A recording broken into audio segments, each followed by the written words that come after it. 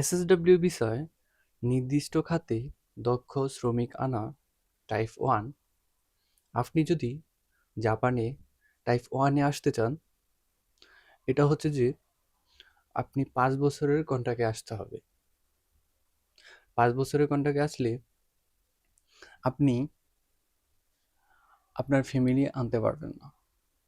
আবার টাইপ 2 আসতে হলে আপনার 5 বছরেরই কন্ট্রাক্টটা থাকবে, কিন্তু আপনার স্কিলের উপরে চিন্তা করে আপনার কোম্পানি আপনাকে পরিবার আনার সুযোগ দিবে। এটা হচ্ছে যে টাইপ 1।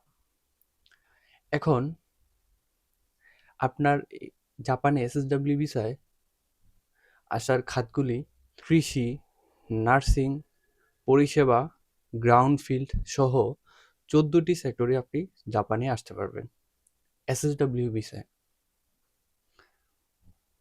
এসএসডব্লিউ ভিসায় আসতে হলে বাংলাদেশ থেকে আপনাকে N4 জেএলপিটি অথবা স্কিল টেস্ট জেএফটি পরীক্ষায় পাশ করে উত্তীর্ণ হতে হবে।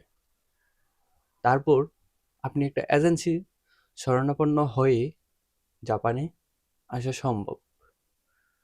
যদিও এটা রিস্ক থাকে, তবে ভালো একটা এজেন্সি খুঁজে আপনি জাপানে আসা সম্ভব। তবে আপনার N4 জেএলপিটি অথবা জেএফটি স্কিল টেস্ট পাস থাকতে হবে। আপনি কোন বিষয়ে জাপানে আসতে চান কমেন্ট বক্সে জানাতে ভুলবেন না কিন্তু। ধন্যবাদ সবাইকে।